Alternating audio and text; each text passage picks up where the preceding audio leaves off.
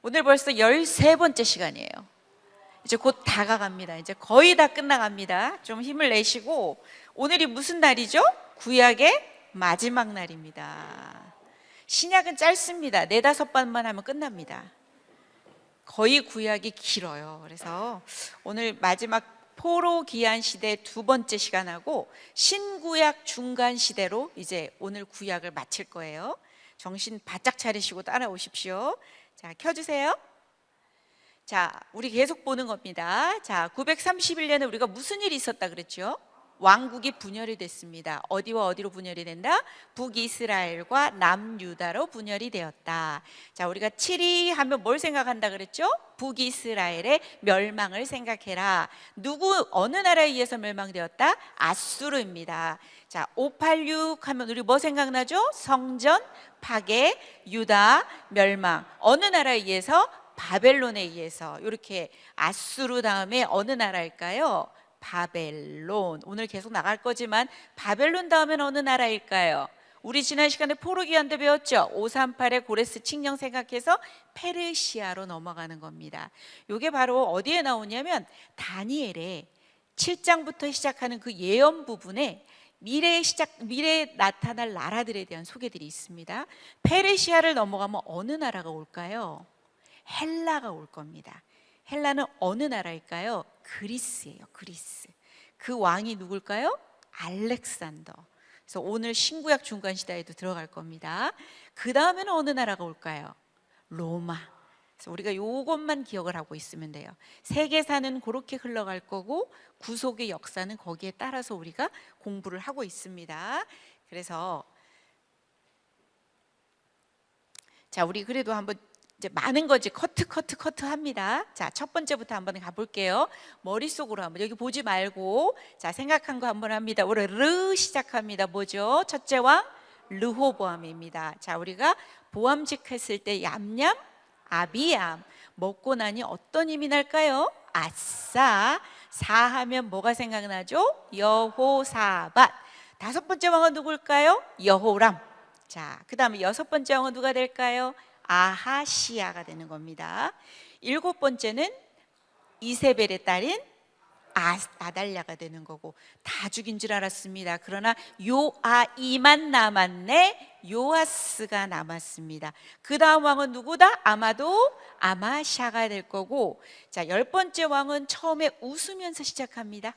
끝은 아주 좋지가 않습니다. 문둥병으로 끝이 나죠. 우시아가 되는 겁니다. 우리가 그래서 10번째 왕까지 갔고요. 11번째 우리가 다시 한번 달릴 땅 하지 않고 담으로 갈 겁니다. 그러나 아주 아케스, 그 왕이 누굴까요? 아하스가 올 거고, 이제는 그러나 하나님께서 희죽 웃으시는 히스기야가 올 겁니다. 그럼에도 불구하고 이 아들은 무지하게 악했으니 므낫세가 될 거고, 어떤 견과류를 즐겨 먹었을까? 아몬. 그죠? 그 다음에 나타나는 아주 선한 왕 누가 되죠? 요시아가 옵니다. 자, 요시아 다음에는 남유다의 멸망을 향해서 질이 멸렬하게 가고 있습니다. 아하스 앞에 여호만 붙여서 여호 아하스. 그 다음 거는 그 다음에 시드기야. 이렇게 외워주면 20왕이 될 거고, 우리가 선지서를 잠깐 생각을 해보면, 자, 종교에서는, 자, 정치에서는 13번의 히스기야 왕을 꽂는다면, 종교에서는 우리가 이 세트로 외워야 될 선지자가 있었으니 이사야와 미가다. 이사야는 어디를 향해서 선지 활동을 했다? 왕족을 향해서. 그 다음에 미가는요, 평민들을 향해서 했던 겁니다. 요거 세트로 외워놓으시고, 그 다음에 요시아로 갑니다. 정치에서 요시아라면 요때 종교에서는 누가 있었으니? 눈물과 고독의 선지자 예레미야가 있었다. 그 앞뒤를 전후해서 소선지서가 나옵니다. 누구 있을까요? 스바냐. 자, 니느웨의 멸망을 얘기했던 나훔. 의인은 믿음으로 말미암아 살리라. 무화과 나무 잎이 마르고 하박국. 이렇게 기억을 하시고요. 그 다음에 넘어가면 이제 포로 시대잖아요. 그렇죠? 마지막에 보면 시드기야를 생각할 때는 우리가 포로 시대를 생각하면 됩니다. 자, 잘 먹질 않네요. 자, 우리 포로 시대 기억하고 있을 겁니다. 3차에 걸쳐서 포로로 잡혀갑니다. 자, 1차 포로 몇 년일까요? 자, 누가 잡혀갔을까요? 누가? 자, 왕은 누굴까요? 김입니다. 자, 2차 포로로 가겠습니다. 몇 년일까요? 597년. 어느 왕 때다? 여호야. 김긴 시드기야니까. 그다음에 누가 잡혀갔다? 에스겔이 잡혀갔다. 자, 3차로 내려갑니다. 우리가 너무나 잘 아는 몇 년이다? 586이다. 자, 이때 왕은 누구다? 남왕국의 마지막 왕이 누구? 시드기야다. 자, 이때는 어떤 일이 있었다? 성전이 파괴되고 유다가 멸망했다. 요 3차를 기억하고 있어라. 538년 고레스 칙년까지 605년에서 거의 538년까지 잡으면 약 70년을 바벨론에서 포로 생활을 한다는 얘기입니다. 그거를 바로 포로 시대라고 합니다. 자, 그 다음에 이제 포로 귀환 시대를 지난 시간에 배웠어요. 자, 소리를 고래고래 지르는 이 왕은 누구일까요? 자, 페르시아입니다. 이 칙령으로 인해서 1차, 3차에 걸쳐서 역시 포로와 비슷하게 포로 기한이 들어갑니다. 1차 포로 기한은 몇 년입니까? 538년. 자, 누가 주도를 했을까요? 스룹바벨. 자, 뭐하러 올라갔을까요? 성전 재건입니다. 자, 그런데 이 성전이 바로 재건이 된 게 아니라 16년 동안 방치를 합니다. 이때 도와준 선지자가 있었으니 내가 할게 하면서 들어옵니다. 에스라 5장에 가면. 그러면서 스가랴는 쓱 들어오는 겁니다. 2개월 단위로 학계 스가랴가 들어와서 성전을 재건해야 한다 독려해서 거의 4년 만에 성전이 재건이 됩니다. 연도수로 따지라면 거의 BC 516년경에 성전이 재건되는 겁니다. 그래서 20년간에 걸쳐서 성전이 재건이 되고, 자, 그 다음에 저 사이에다가 저거 에스더를 넣어놓은 이유는 뭐냐면 2차 포로 기한 하기 전에 이 페르시아 땅에서 아하수에로 왕의 왕비가 누구였을까요? 에스더요. 그죠? 에스더가 됩니다. 그죠? 요 에스더 하면 여러분들이 무슨 절을 생각하라 그랬죠? 불임절입니다. 제비를 뽑아가지고 온 유다인을 전부 다 멸망시키려고, 말살시키려고 했던 날입니다. 맞죠? 그런데 하나님의 보존적인 섭리로 인해서 하나님께서 그 땅에 있는 1차 귀환하지 않고 남아있는 그 유다 민족들에게 하나님께서 보호하시고 보존적 섭리로 그들을 잘 보존하신 겁니다. 그래서 요거를 기억을 하고, 이제 그러니까 유다인이 남아있을 수 있겠죠. 그럼 2차 포로기한 들어갑니다. 몇 년이 될까요? 458년. 어느 지도자가? 에스라가 들어옵니다. 이 사람은 들어와서 무엇을 했을까요? 자, 그렇게 4글자로 외워놓으면 됩니다. 자, 그 다음에 세 번째 이제 3차 포로 기한이 들어옵니다. 몇 년이 될까요? 445년에 누가 들어올까요? 느헤미야가 들어옵니다. 뭐하러 들어와요? 성벽을 재건하러 들어옵니다. 그래서 우리가 오늘 배울 게 바로 이 느헤미야를 들어갈 겁니다. 그 다음에 마지막에 선지자, 우리 책에서는 요엘을 요 끝에다 놓습니다. 그 다음에 하나님과 이스라엘의 관계가 더 이상 이제는 갈 수가 없어, 말라 죽습니다. 그래서 뭘 배울까요? 말라기를 배웁니다. 말라기 기억나죠? 말라 죽습니다. 하나님과 이스라엘 관계가 더 이상 기대할 게 없습니다. 말라 죽습니다. 말라기. 그래서 우리가 3개를 배우고 이제 거의 400년부터 시작하는 신구약 중간 시대까지를 오늘 배우게 되는 겁니다. 자, 들어가면, 자, 우리가 잠시만 한번 볼게요. 자, 소리를 고래고래 지르는 왕조 위에 누가 있어요? 고레스 칙령으로 인해서 누가 들어옵니까? 538년에 스룹바벨이 들어옵니다. 에스라 1에서 6장까지가 1차 귀환에 관한 이야기입니다. 그랬더니 조그마한 사람들 보이죠? 내가 할게. 그래서 누구 그 다음에 쓱 스가랴 들어옵니다. 저 다리오 때 성전이 재건이 되는 겁니다. 그래서 요 6장과 7장 사이는 저 빨갛게 몇 년이 차이가 난다? 60년이 지나서 누가 들어온다? 에스라 몇 년에? 458년에 2차 기한으로 들어온다. 뭐하러 들어온다? 종교 개혁을 하고 들어온다. 그래서 위에 왕을 보니까 저 끝에 아닥사스다.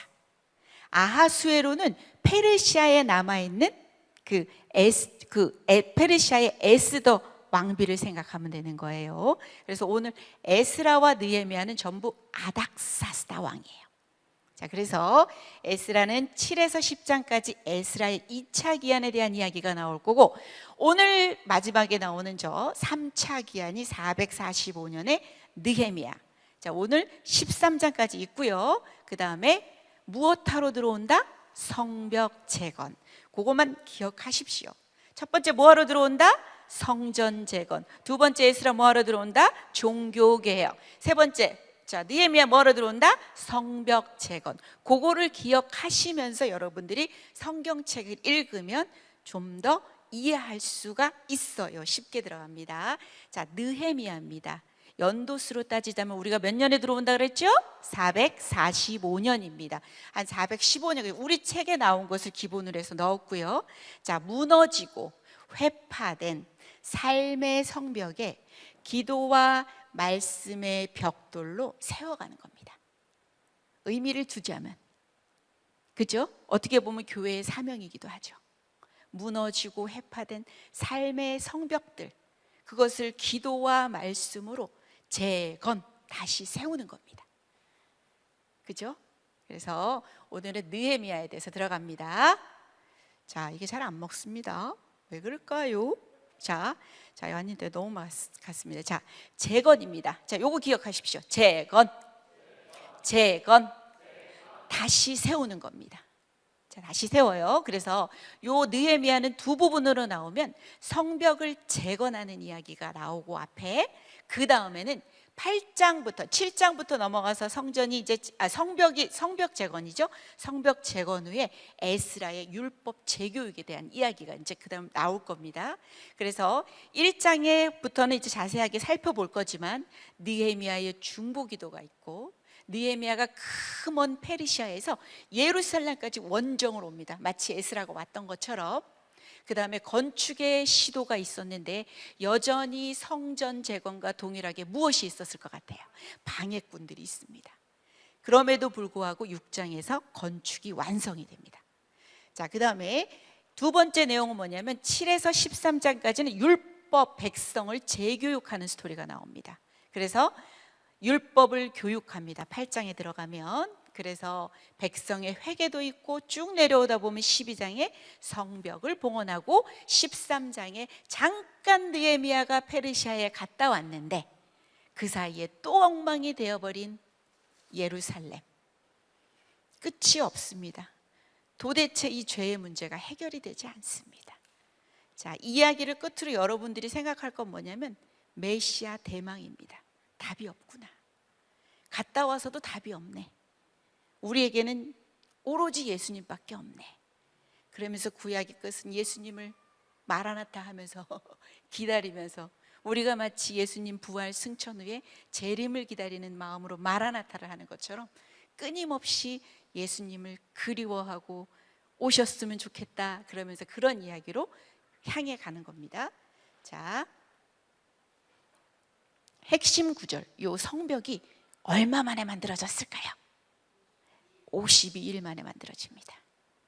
성전은 20년 만에 완성이 됐잖아요. 요 성벽은 52일 만에 완성이 됩니다. 자, 그 다음에 핵심 단어는 뭐가 된대요?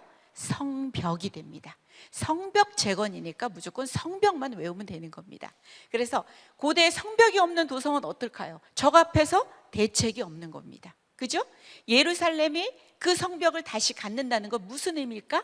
그 도시가 삶을 살 수 있는 곳, 영위할 수 있는 곳이 된다는 의미가 되는 겁니다. 성벽이고요. 자, 느헤미야 1장부터 갑니다. 구속사적 개요를 봅시다. 자, 스룹바벨이 몇 년도에 돌아갔습니다? 538년에 돌아갔습니다. 90년이 지납니다. 이 느헤미야 때는. 에스라도 예루살렘으로 돌아간 지 약 몇 년이 지나간다? 13년이 지나갑니다. 아닥사스다 왕 때 이 느헤미야의 직업이 뭐였을까요? 술관원이었습니다. 소식을 듣고, 그죠?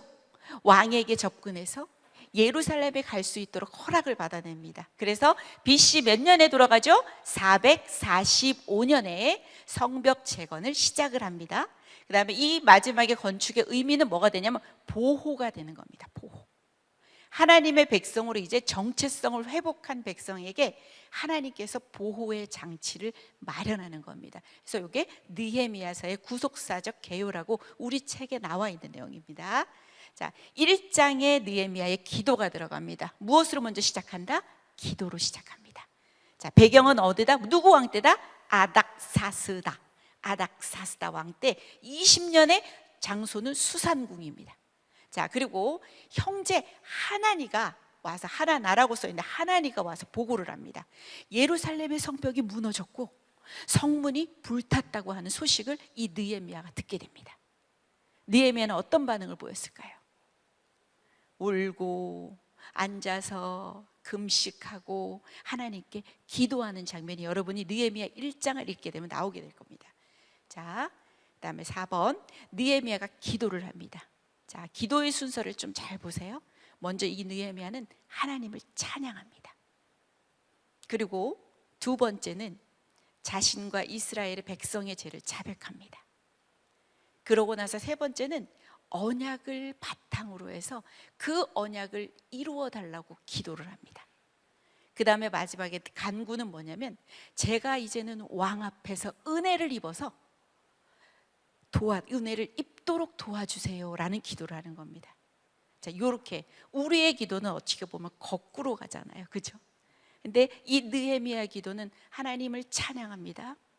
하나님, 저의 죄와 이 이스라엘 백성의 죄를 용서하여 주세요.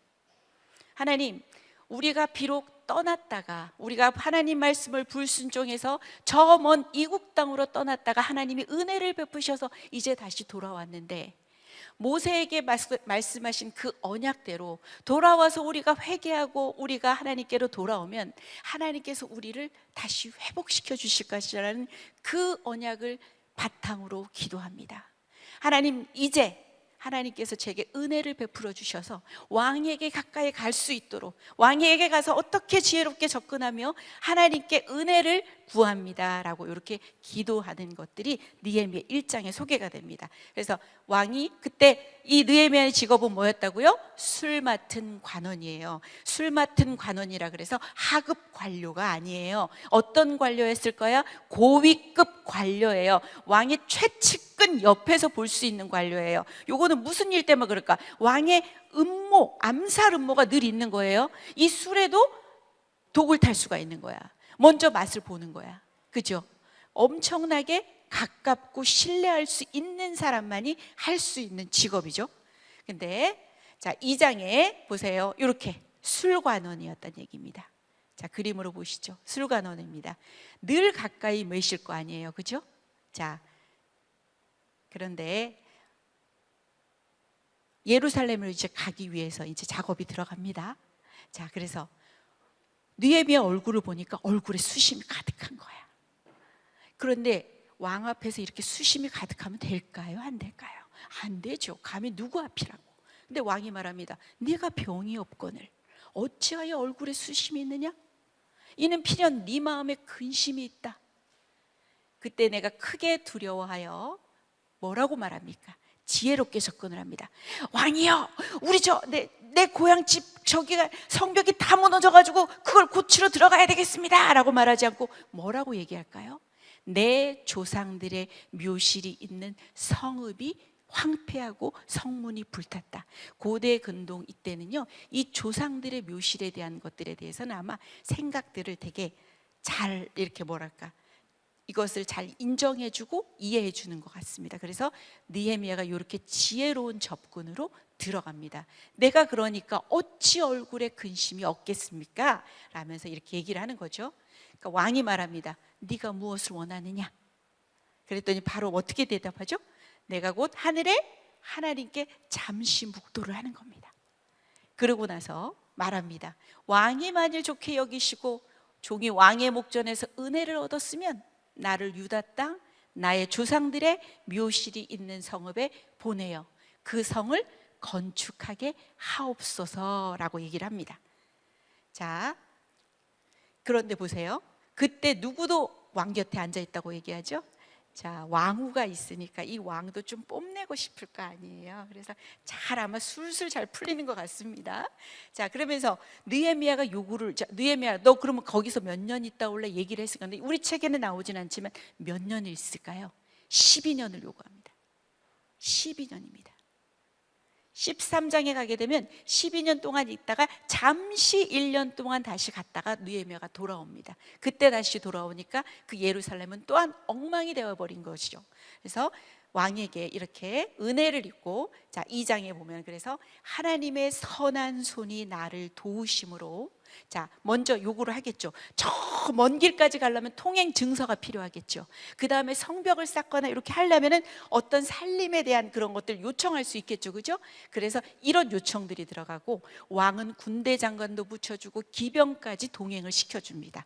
그 다음에 이 느헤미야는 예루살렘에 도착해서 3일 뒤에 밤에 몰래 혼자, 아마 자기 거의 다른 사람들에게 말하지 않고 밤에 몰래 성벽을 순찰하며 상황들을 다 점검을 합니다. 그리고 아무에게도 계획을 밝히지 않습니다.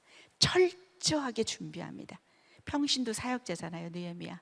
그리고 엄청난 리더십으로 52일 만에 성벽을 완성합니다. 그죠? 5번째 보면은 백성들에게 그러고 와서는 얘기하는 겁니다. 백성 예루살렘 성을 다시 세우자, 성읍을 다시 세우자 했더니 백성들이 일어나 건축하자 하고 마음을 모읍니다. 근데 6번 보십시오. 이렇게 외우면 됩니다. 산도깨비. 뭐라고? 산도깨비. 그래서 산 누구다? 산발랏. 그 다음에 도 누구다? 도비야. 걔는 누구다? 겟셈. 비는 없어요. 그래서 산발랏, 도비야, 겟셈. 얘네들이 다 조롱을 하는 겁니다. 그렇지만 느헤미야는 담대하게 말하면서 진행을 하게 되는 겁니다. 자, 3장에 들어가면 예루살렘의 성벽에 중수가 들어가는 겁니다. 자, 그래서 함께 세우는 성벽입니다. 자, 그림을 먼저 한번 보여줄게요. 자, 느헤미야 시대 때 예루살렘을 한번 봅시다. 옆에 보면 문들이 되게 많아요. 맞죠? 그래서 여러분들이 3장에 읽을 때 이 문들을 보면서 읽으면 아, 요런 문이 있구나라고 기억하면서 읽기가 쉬운데, 도대체 중문, 마문이 뭐고, 동문이 뭐고, 수문이 뭐고, 샘문이 뭐고, 막 요런 게 다 세웠다고 나와요. 제사장은 저 위에 양문부터 시작해서 쭉쭉쭉쭉쭉 나와요. 어문인데 어만 들어가, 옛문인데 옛만 들어가 있네요. 그죠? 옛문이에요. 어문이고 옛문인데 아마 잘못됐네요. 그죠? 그러면서 골짜기 문이 보이고, 분문은 뭐 할 것 같아요? 동물의 똥이나 쓰레기를 배출하는 거예요. 이름 아예 영어로 덩게이트예요. 덩게이트. 조기로 아마 왔다 갔다 하는 것 같아요. 조기 위에 양문은 뭐가 될 것 같아요? 쉽게이트 해가지고 뭐가 들어갈 것 같아요? 양이 들어가고 나가고 하는 문이 되는 거예요. 그래서 요것들을 한번 그림을 제가 보내놨으니까 요것들을 보시면서 3장은 읽어 나가시면 돼요. 여기 혼자 완성하지 않았어요. 다시 앞으로 가면 함께 세우는 성벽입니다. 마치 우리가 함께하는 교회처럼 함께 세우는 성벽입니다. 누구 들어갑니까? 제사장도 하고, 또 누가? 평민도 하고, 귀족도 하고, 상인도 하고, 금장색도 하고, 향품장수도 하고, 모든 계층이 협력하여서 각자의 맡은 위치에서 헌신을 합니다. 그리고 그 다음은 아까처럼 있으면 양문이 있으면 그 옆에 어문이면 옛문이면 옛문을, 그 다음은 어문을, 그 다음은 골짜기 문을, 이러면서 그 다음은 여러분들이 엄청나게 많은 단어를 볼 수 있을 거고, 중수라는 단어가 나올 겁니다. 낡은 건축물을 다시 손질하여 보수하는 것을 중수라고 합니다. 가장 가까운 내 맞은편, 내 가까운 곳에서부터 책임지고 섬기는 겁니다. 마치 우리가 우리 가정에서, 우리 직장에서, 나아가서 우리 공동체에서 내 맡은 부분을 가장 잘 헌신하며 섬긴다는 것과도 말을 할 수가 있죠. 자기 집과 마주대한 곳을 중수하였고, 가까운 곳을 중수하였고 라는 말이 여러분 계속 반복이 될 겁니다. 자, 그림이 그래서 이렇게 느헤미야 시대 예루살렘이죠. 자, 이렇게 되고 함께 세우는 교회 공동체입니다. 우리가 그 다음은 그런 것처럼, 그 다음은 내가 했어. 우리는, 교회는 누구의 몸입니까? 그리스도의 몸입니다. 여러분은 누구일까요? 지체 되시는 겁니다. 각자 여러분이 여러분의 맡은 일들을 그 자리에서 잘 감당할 때 우리 교회 공동체는 함께 세워져가는 거죠. 그죠? 우리가 잘 부르는 찬양 있잖아요. 하나님 안에서 우리 서로 이어져 주가 거하실 성전이 되네. 모퉁이 돌 대신 예수와 하나 되게 하신 성령 안에 함께 지어져 가네. 한 번 더 할까요? 시작. 하나님 안에서 우리 서로 이어져 주가 거하실 성전이 되네. 모퉁이 돌 대신 예수와 하나 되게 하신 성령 안에 함께 지어져 가네. 많은 걸 할 필요 없습니다. 여러분들이 지체로서 여러분들의 재능과 은사로 각자의 맡은 자리에서 그 일들을 해나가면 연결 에베소서 2장에 나오는 것처럼 이렇게 연결되어서 하나의 공동체가 잘 교회 공동체가 서가고 그리스도의 몸이 세워지는 것과 마찬가지로 오늘 다시 세우는 이야기잖아요. 자, 드디어 뭐가 들어옵니까? 방해가 들어옵니다. 그러면서 방해 시작하죠. 아까 산도깨비 나왔죠. 첫 번째 인물 누가 될까요? 산발랏 조롱합니다. 야, 이 미약한 유다 사람들이 하는 일이 무엇인가? 스스로 견고하게 하려는가? 제사를 드리려는가? 하루에 이 일을 마치려는가? 불탄 돌을 흙무더기에서 다시 일으키려는가? 하면서 산발랏이 조롱을 합니다. 그 다음에 누가 들어온다? 도깨비의 도비야 들어옵니다. 그들이 건축하는 돌성벽은 여우가 올라가도 곧 무너지리라 이러면서 엄청나게 조롱을 하는 겁니다. 산발랏 조롱, 도비야 조롱. 그럼에도 불구하고 느헤미야 기도로 이 성벽이 이제 절반까지 건축이 됩니다. 자, 우리가 하나님께 기도하며 파수꾼을 두어서 주야로 뭐를 하죠? 방어를 하는 겁니다. 그죠? 그러면서 너희는 그들을 두려워하지 말고 리더로서 지도자로서 백성들에게 말합니다. 지극히 크시고 두려우신 주를 기억하고 너희 형제와 자녀와 아내와 집을 위하여 싸우라 하였느니라. 그 다음에 한 손에는 뭐를 잡고? 뭘 잡고? 병기를 잡고 싸우려고 해야 하잖아요. 뭔가 파수를 해야 되잖아요. 한 손에는 뭘 잡고? 일할 수 있는 도구들을 잡고 이러면서 한 손에는 병기와 한 손에는 일할 수 있는 도구를 잡고 이렇게 일을 합니다. 그러고도 밑에 노란색을 보면 옷도 벗지 아니하고 물을 기르러 갈 때에도 각각 병기를 잡았다고 이렇게 나옵니다. 그렇게 4장에 여러분들이 볼 수 있을 겁니다. 5장에 들어가면 이제 그때 그 삶이라는 게 예루살렘 한번 생각해 보십시오. 그죠? 성문은 불을 탔고 자, 완전히 폐허가 된 그곳에서 얼마나 백성들의 삶은 힘들었겠습니까? 그래서 백성들의 불평이 나옵니다. 곡식이 없어 자녀들을 먹일 수가 없다. 먹고 살기 위해 포도원 집을 전부 다 담보로 빚을 내버린 거야. 그 다음에 심지어 자녀들까지도 종으로 팔게 되었고 부유한 동족들이 고리대금과 착취로 인해서 이 백성들이 너무나도 힘이 든 겁니다. 그래서 느헤미야의 반응을 한번 보십시오. 매우 분노가 일어났습니다. 그렇지만 바로 하지 않습니다. 뭐라고 할까요? 신중히 생각한 후에 고관들과 관리들을 꾸짖습니다. 고리대금 그만둬라. 백성들에게 밭하고 포도원하고 그 집과 빚진 돈과 이자를 돌려줘라. 고관들과 관리들은 순종하며 서약서를 쓰고요. 그다음에 제사장들을 불러서 보증하게 하고 약속을 지키지 않으면 하나님이 벌하실 것이라고 경고하면서 5장의 이야기는 지나갑니다. 자, 백성들은 아멘 응답하며 하나님을 찬양하고 느헤미야는 12년 동안의 총독의 월급을 받지 않습니다. 이 월급을 받으려면 백성들에게 세금을 걷어야 됩니다. 맞죠? 받지 않습니다. 하나님을 경외함으로 백성들을 압제하지 않고 솔선수범합니다. 지도자로서 엄청나게 솔선수범하는 겁니다. 하나님께 자신의 수고를 그러면서는 하나님께 나의 수고를 기억해 주십시오 주님 이렇게 합니다. 자, 6장에 들어갑니다. 여전히 하나님의 이에는 치열한 영적인 전투가 들어갑니다. 적들들이 아주 총공략을 합니다. 산발랏, 겟셈 내게 사람을 보내어 이르기를 오라 우리가 오늘 평지 한촌에서 서로 만나자 하니 실상은 뭐라? 느헤미야를 해하고자 했던 거야. 그랬더니 느헤미야는 어떻게 대답하냐? 이제 내가 큰 역사를 하니까 내려가지 못하겠다. 어찌 내가 역사를 중지하고 너희에게 내려가겠느냐. 4번의 시도가 있습니다. 그럼에도 불구하고 느헤미야는 내려가지 않습니다. 그리고 5번째는 이 뜯어진 편지, 봉하지 않은 편지, 요거는 소문을 내는 거야. 제가 왕이 되려고 한다라는 그 편지를 5번째는 보내는 겁니다. 그래서 성벽을 건축한다, 제가 왕이 되려고 한다 이러면서 소문을 내려고 했던 거죠. 자, 내부자도 함정이 있습니다. 이 스마야, 선지자 스마야조차도 뇌물을 받고 넘어간 거야. 그래서 야, 성전 안으로 피하자 그랬더니 느헤미야는 레위인이 아님을 이유로 성전 출입을 거절을 합니다. 들어가면 거기서 죽습니다. 그죠? 그게 바로 함정이 있었다는 거죠. 그런저런 계략과 계책과 방해와 전투에도 불구하고 성벽 공사가 끝을 내는데 며칠 만에 이것이 완성이 되었다?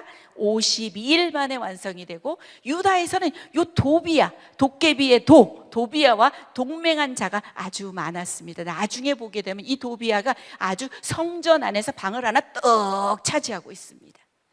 자, 이렇게 됩니다. 자, 공동체의 회복과 정비 들어갑니다.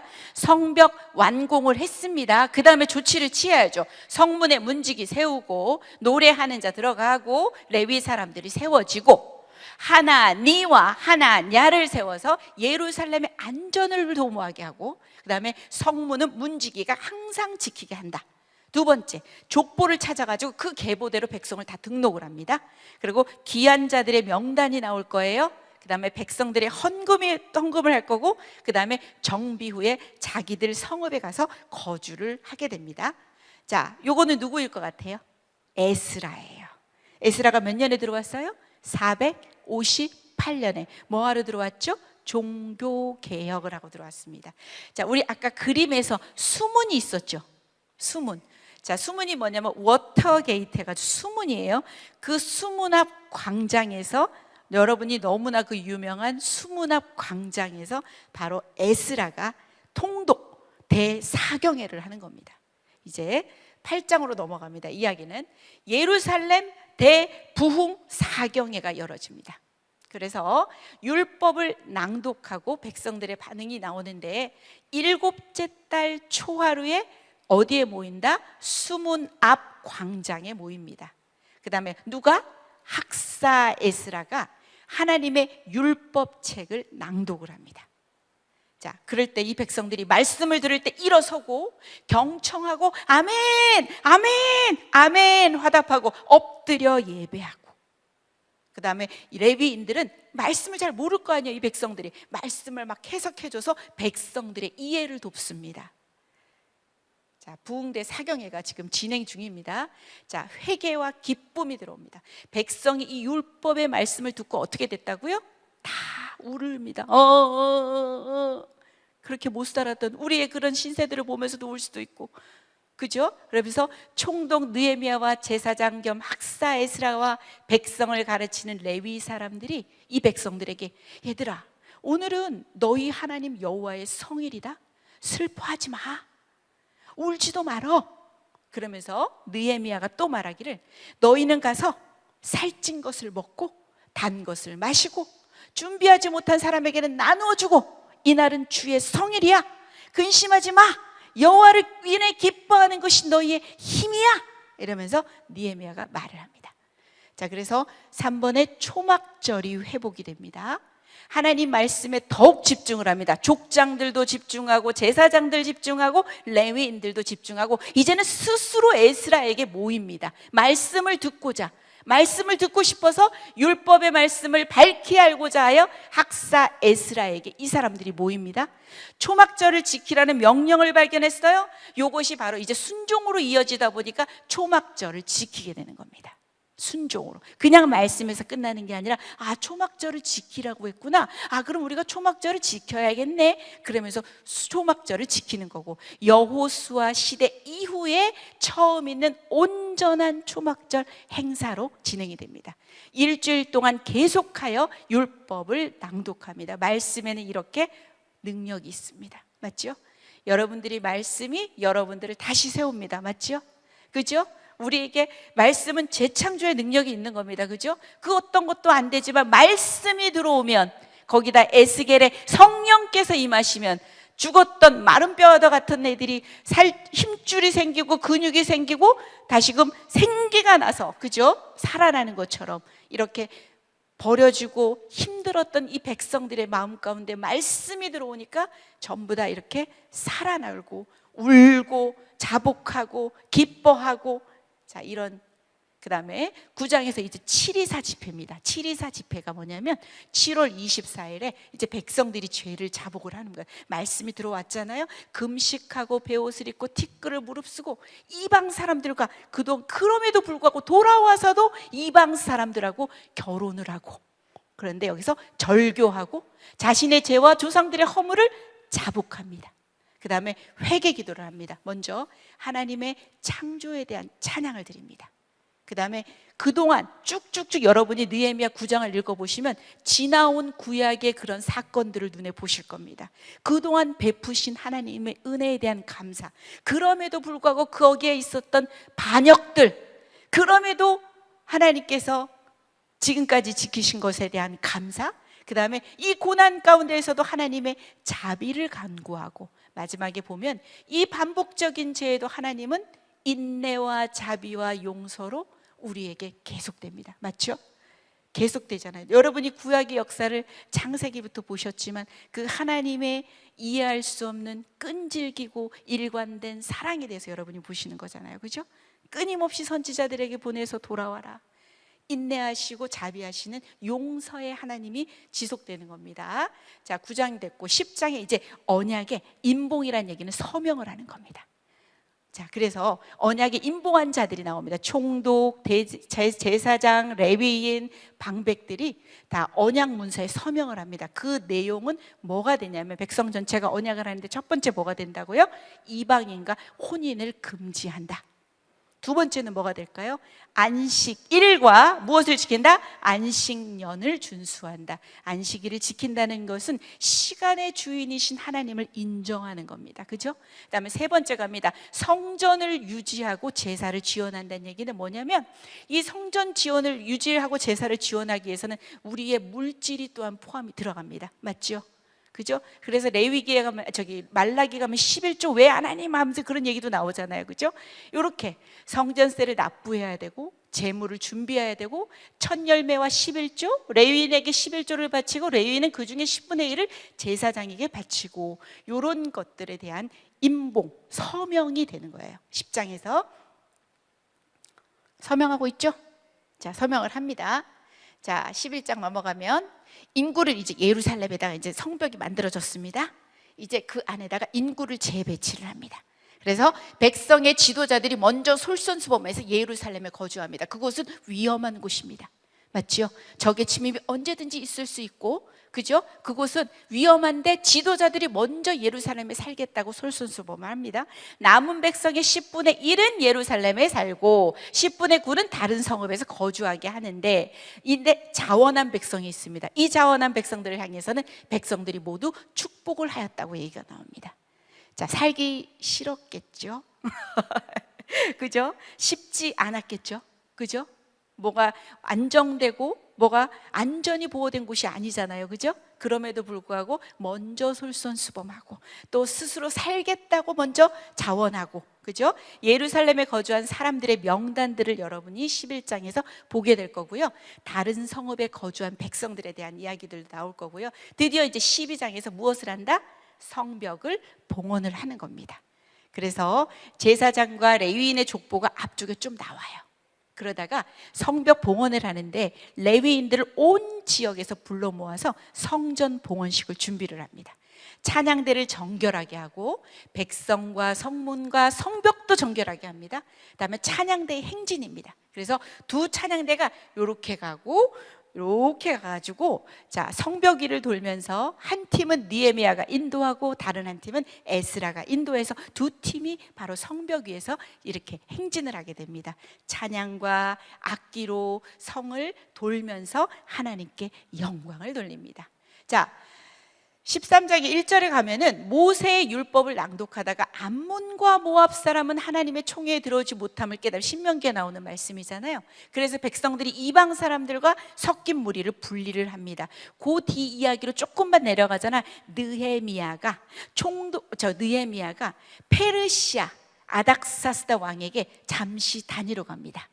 12년을 근무를 하고 돌아가서 1년 동안 페르시아에 머뭅니다. 그러다가 돌아와 봤더니 산도깨비의 누가? 도비야가 성전에서 방을 하나 떡 차지를 하고 있는 겁니다. 그곳엔 그 도비야가 살 방이 절대 아닙니다. 느헤미야가 페르시아에서 돌아오는 그 사실을 알게 된 거야.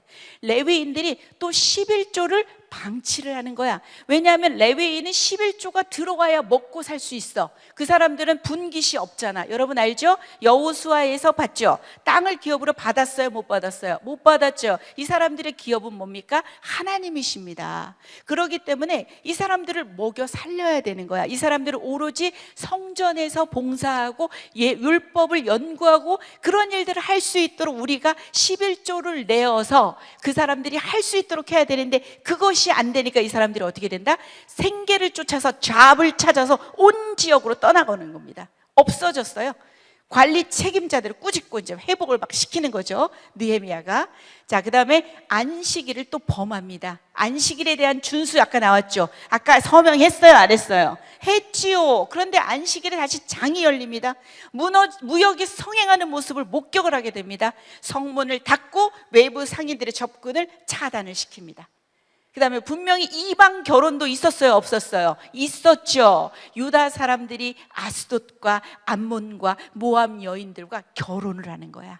이 자녀들이 히브리 말은 못해. 근데 무슨 방언을 해? 아스돗 방언을 하는 거야. 그죠? 완전 정체성, 이 혼합의 무서운 점은 정체성에 혼란이 오는 겁니다. 맞죠? 내가 누군지, 내가 하나님의 자녀인지 알 수가 없는 거지. 결혼한 자들을 책망하라고 때리고 머리털도 막 뽑았다고 합니다. 거기 내용 보면은 막 나와요. 그다음에 대제사장의 손자도 이방 여인과 결혼하여 추방을 당했습니다.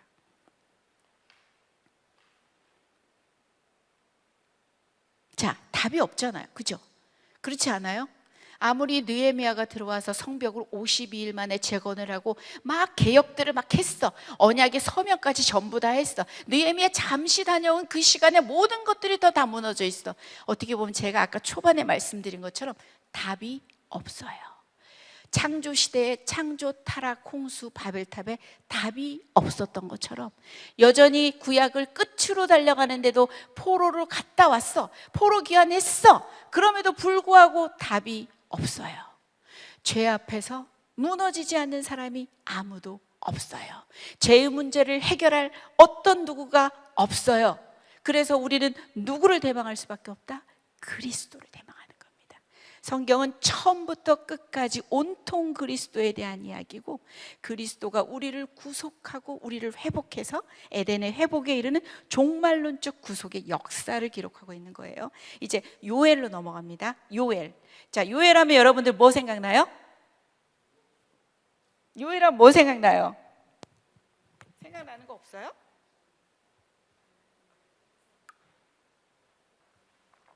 찬양 생각나는 거 없어요? 자녀들은 예언할 것이요, 청년들은 환상을 보고, 아비들은 꿈을 꾸리라. 주의 영이 임하면. 이 찬양 생각나잖아요, 그죠? 이게 바로 언제 성취가 되죠? 신약의 사도행전으로 넘어가면 2장에 성령 강림 사건이 나오잖아요. 베드로가 오순절 설교 때 요거 요엘 말씀을 그대로 인용합니다. 그래서 우리가 요엘을 오늘 배울 건데, 요엘의 뜻이 뭐래요? 하나님은, 여호와는 하나님이시다. 주권에 대한 이야기고요. 자, 물음표를 해놨어요. 그렇다는 얘기는 뭘까? 언제인지 모른다는 얘기야, 정확히. 그냥 누구의 아들이더라 라고 나오고 그냥 끝이에요. 그래서 우리가 연도수는 알 수 없으나 우리 책에서는 이렇게 끝에다가 이렇게 배치를 했어요. 종말에 대한 약속들, 아까 성령에 대한 이야기들, 이런 것들 했을 때 아마 뒤로 배치를 하신 것 같아요. 자, 개요 뭐라고요? 여호와 날이 임한다. 심판과 회복에 대한 메시지예요. 동일하게 선지서는 무엇과 무엇이다? 심판과 회복입니다. 그래서 재앙이 경고를 합니다. 먼저 경고합니다. 이때 나타나는 그 재앙, 환상이 무슨 환상일까요? 온갖 메뚜기들이 다 출현을 합니다. 그죠? 메뚜기 환상이에요. 메뚜기들이 다 출현을 해요. 그러면서 경고를 하는 거야. 이 재앙의 침범, 경고! 들어라! 늙은이들아! 너희 농부들아! 이러면서 경고를 합니다. 두 번째는 호소입니다.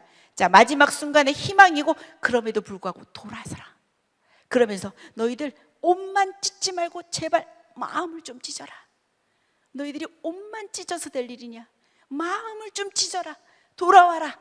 그러면서 마지막에는 그 아까 얘기했던 그 성령이 임하신다는 성령 강림에 대한 얘기, 종말의 시대. 그럼에도 불구하고 시온의 궁극적인 회복과 영광에 대한 이야기가 요엘의 이야기예요. 몇 장까지 있을까요? 3장까지밖에 없어요.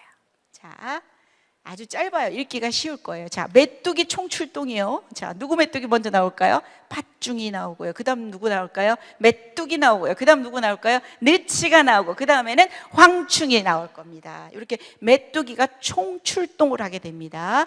이게 바로 핵심 구절이고요. 이 핵심 단어가 뭐가 된다? 메뚜기예요. 그래서 요엘은 유다를 먹는 곤충 메뚜기의 환상을 보는 겁니다. 이 메뚜기 때는 뭐라고요? 하나님이 유다 백성의 죄를 심판하기 위해서 보낸 뭐다? 군대라고 보는 겁니다. 그렇게 생각을 하고 읽어가시면 됩니다.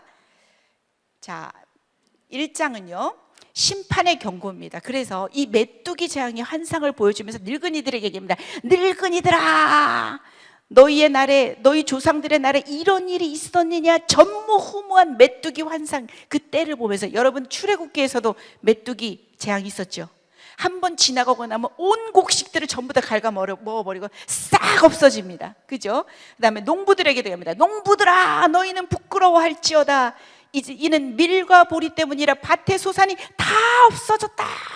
그 다음 또 뭐다? 제사장들아, 너희는 굵은 배로 동이고 슬피 울지어다. 제단에 수종드는 자들아, 너희는 울지어다. 이는 소제와 전제를 너희 하나님의 성전에 들으지 못함이로다.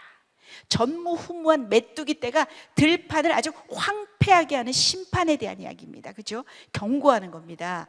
자, 2장은 회개 촉구와 3장에 이어서 회복의 약속까지 가게 됩니다. 그래서 여호와의 날을 경고합니다. 메뚜기 재앙은 단순히 자연재해가 아니라 하나님의 군대, 유다를 심판하려는 하나님의 군대. 자, 회개를 촉구합니다. 여호와의 말씀에, 자, 한번 읽어볼까요? 같이 시작. 너희는 이제라도 금식하고 울며 애통하고 마음을 다하여 내게로 돌아오라 하셨나니, 무엇을 찢지 말고? 너희는 옷을 찢지 말고 무엇을 찢어라? 마음을 찢고 너희 하나님 여호와께로 돌아올지어다. 그는 은혜로우시며 자비로우시며 노하기를 더디하시며 인애가 크시사 뜻을 돌이켜 재앙을 내리지 아니하시나니.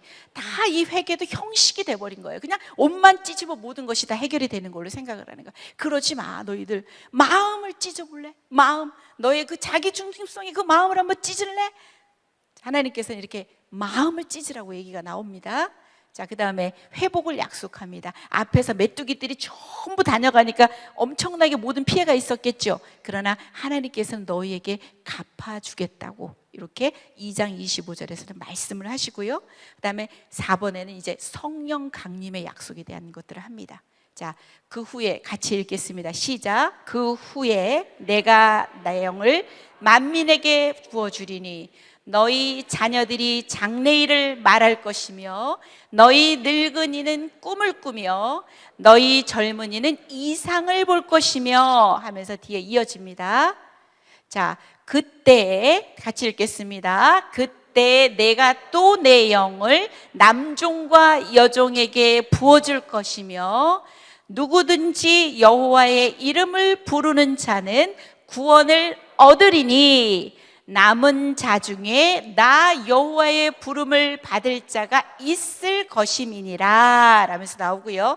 요거는 아까 말씀드렸던 사도행전 2장에 가면은 성령 강림 후에 베드로 그 설교 가운데 요 요엘 본문이 그대로 인용이 되고요. 오순절 설교 가운데, 그다음에 로마서 10장 13절에는 누구든지 여호와의 이름을 부르는 자는 구원을 얻으리라 하는 그 말씀이 인용이 됩니다. 신약에도 그렇게 인용이 돼요. 그다음에 마지막에 시온의 궁극적인 영광에 대해서 나옵니다. 이제는 갚아주리니 이는 여호와께서 시온에 거하심이니라. 그러니까 선지서를 읽을 때는 뭐와 뭐를 기억해라? 심판을 기억하고, 그다음 뭐다?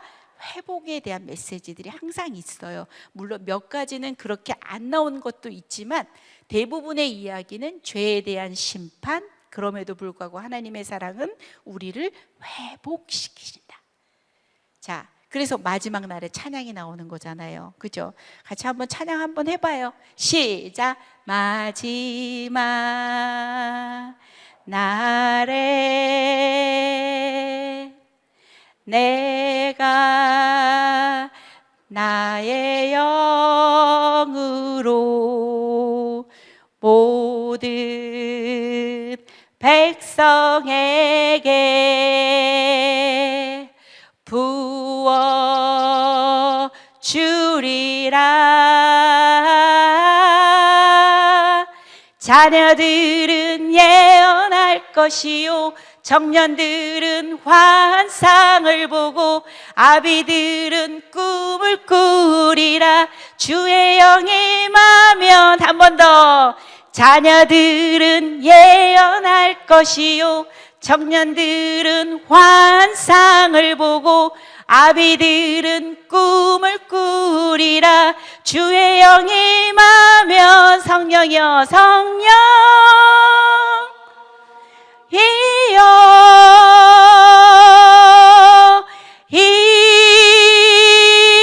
임하소서. 성령이여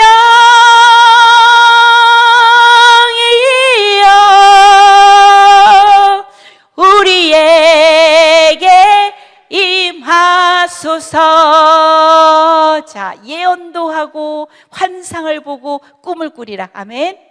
성령이 임하시면, 맞죠? 이미 우리에게 성령이 임하셨습니다. 요거는 요엘은 구약 시대였고, 그죠? 우리 각 사람, 모든 사람에게 하나님의 영, 성령이 들어오셨고 우리 안에서 계시는 겁니다. 우리가 성전이 된 거죠. 그래서 요엘이 지나갔습니다. 이제 말라 죽는 시간이 왔습니다.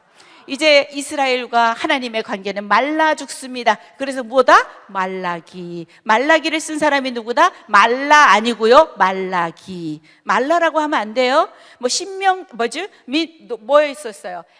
무슨 기 나오는 게 뭐 있어요? 룻기 하면 룻은 이름이고 그 기잖아요, 그죠? 이게 아니라 말라기를 쓴 사람은 누구다? 말라기. 말라 아니에요. 자, 여기도 물음표예요. 여기도 물음표예요. 근데 거의 끝이에요. 구약의 마지막 성경이라고 보면 돼요. 자, 여기서 말라기의 뜻은 뭐냐? 메신저, 사자라는 뜻이에요. 아, 라이언 아니고요, 사자라는 얘기예요. 사자, 메신저, 사자예요. 자, 그래서 들어갑니다. 이제 드디어 말라 죽습니다. 잠깐만요. 자, 그래서 그럼에도 불구하고 축복의 약속에 들어갑니다. 개요. 자, 국가 두 가지로 이렇게 부분을 하면 1, 2와 3, 4장, 말라기는 4장으로 구성이 됩니다.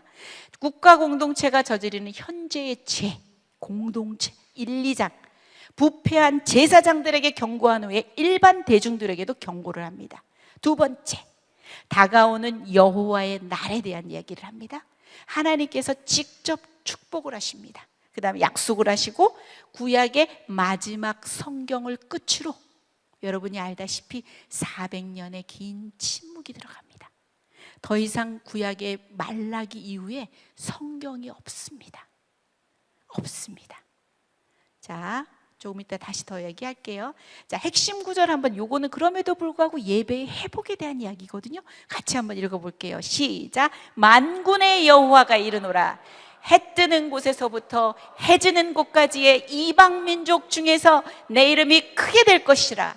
각처에서 내 이름을 위하여 분향하며 깨끗한 제물을 드리리니 이는 내 이름이 이방 민족 중에서 크게 될 것임이니라. 1장 11절 말씀에 예배의 회복에 대한 메시지. 결국 말라기에서는 형식적인 예배에 대해서 상당히 꾸짖으시는 이야기들이 나올 거예요. 너희들이 교회만 다니는구나, 교회에 가되지 못하는구나, 이런 얘기들 계속 할 겁니다. 핵심 단어는 뭐가 된다? 사자가 되는 겁니다. 메신저. 하나님의 참 제사장은 하나님의 사자를 섬겨야 되는데, 이 언약의 사자를 보내기, 언약의 사자는 누가 될 것 같아요? 그리스도가 되는 겁니다. 우리 말라기 3장에 언약의 사자라는 말씀이 나와요. 그리스도예요. 그 보내시기에 앞서서 예비할 자가 누가 될 것 같아요? 세례 요한. 그 세례 요한을 어느 날 보낼 거라고 언급하고, 구약은 이 말라기는 말을 끝내요. 그래서 세례 요한이 올 것이다, 준비한다. 그 다음에 누가 오신다? 언약의 사자인 그리스도가 온다. 요 말라기는 이렇게 3, 4장에 그렇게 이어집니다. 자, 그래서 보면 만군의 여호와 보이죠? 이 만군이라는 것은 언제 쓰는 단어입니까? 만군 뭘까요? 전쟁의 상황이야. 뭐냐면 하나님이 전쟁 같은 사랑을 얘기하시는 겁니다. 누구와 전쟁한다고? 나와. 뭘 위해 전쟁한다고? 너를 위해. 내가 남의 자식 같으면 그냥 신경도 안 써. 하지만 넌 내 자식이기 때문에 내가 전쟁 같은 사랑을 너에게 얘기한다. 만군의 여호와 계속 나옵니다. 그래서 제가 조금 이따 시간이 되면 한번 전쟁 같은 사랑을 한번 노래를 살짝 한번 할까 하는데 잘 나올지 모르겠습니다. 자, 1장에 여호와께서 이스라엘을 사랑하십니다. 자, 요건 말대꾸 시리즈입니다. 여러분들이 한번 말대꾸 할 때 2번을 한번 말대꾸 한번 해보세요. 저하고 한번 역할을 한번 놀이 한번 해보는 거예요. 하나님께서 이렇게 사랑 고백을 하십니다. 얘들아, 내가 너희를 과거에도 사랑했고 지금도 사랑한다. 그랬더니 이 백성들은 아주 냉소적으로 반응합니다. 너희는 이르기를, 여러분이 한번 삐져서 한번 말해볼래요? 시작. 그래요. 이렇게 말대꾸해요. 어떻게 우리를 사랑하셨는데요? 어떻게요? 이러면서, 그래요? 이게 우리를 사랑하신 거예요? 이게 우리를 사랑하신 이게 결과인가요? 뭐 달라진 거 없잖아요. 포로 갔다가 포로 교환했는데도 여전히 힘들고 이런 생활인데 뭘 어떻게 사랑하셨다는 거죠?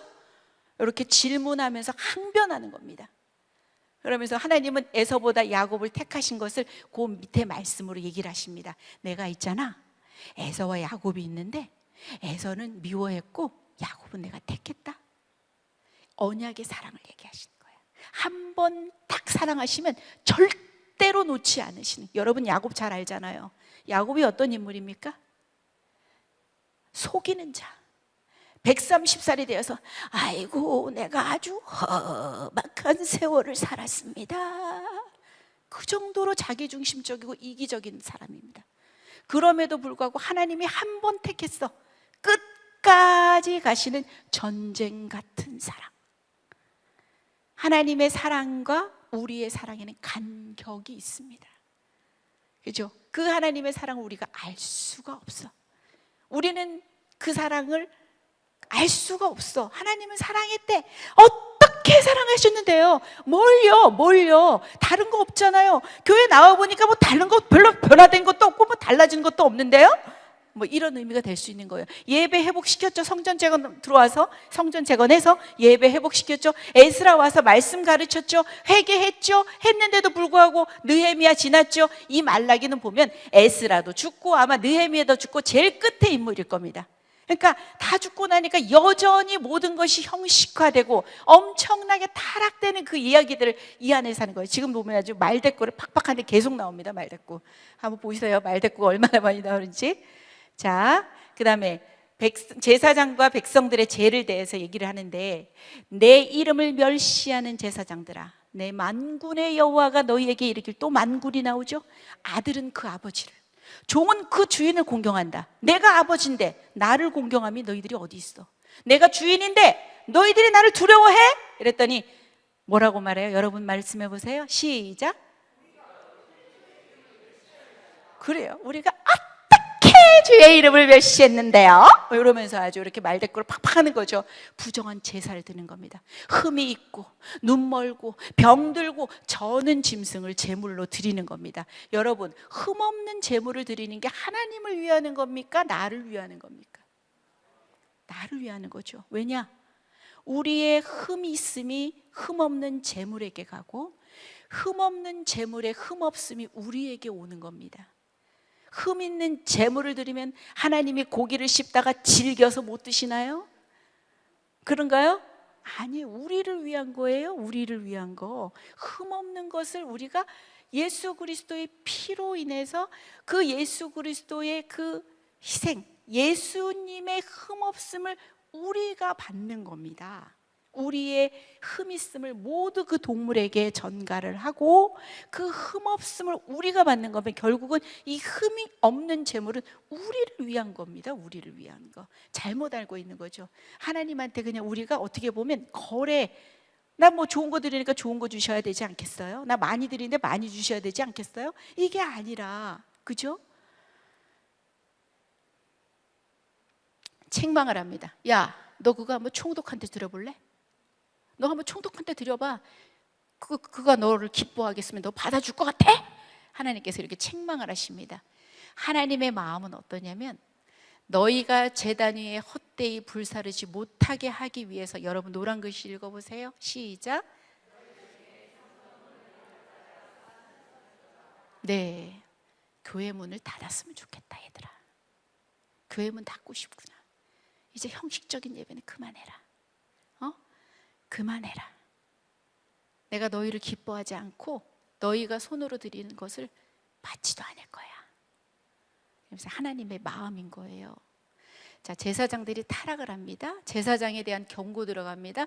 또 역시 만군의 여호와 얘기가 나오고, 자, 그렇게 또 눈 멀고 다리 절고 흠 있는 거들이니까 이제는 그 똥, 제물로 드린 그 동물의 똥을 너네 얼굴에다 갖다 그냥 다 발라버리겠다 막 이러면서 그런 얘기도 나와요.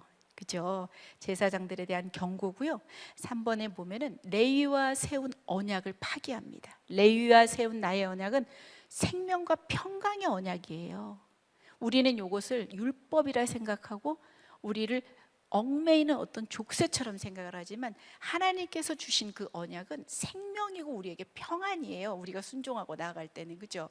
그의 입에는 진리의 법이 있고 많은 사람을 죄에서 돌이키게 하는데, 그러나 but 제사장은 만군의 여호와의 사자가 데미건을 많은 사람들을 옳은 길에서 떠나서 율법에 거스르게 한다. 언약을 폐기하는구나.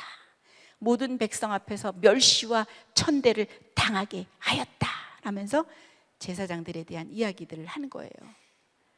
자, 말라가는 하나님과 이스라엘의 관계입니다. 또 나오죠? 하나님께서 너희가 말로 나를 괴롭게 했어. 백성들 한번 말해보세요. 시작. 그래요. 우리가 어떻게 여호와를 괴롭혔는데요? 말씀해 보시죠. 그랬더니 백성들의 언어는 어떻게 괴롭혔냐? 모든 악을 행하는 자는 여호와의 눈에 좋게 보이며 그에게 기쁨이 된다.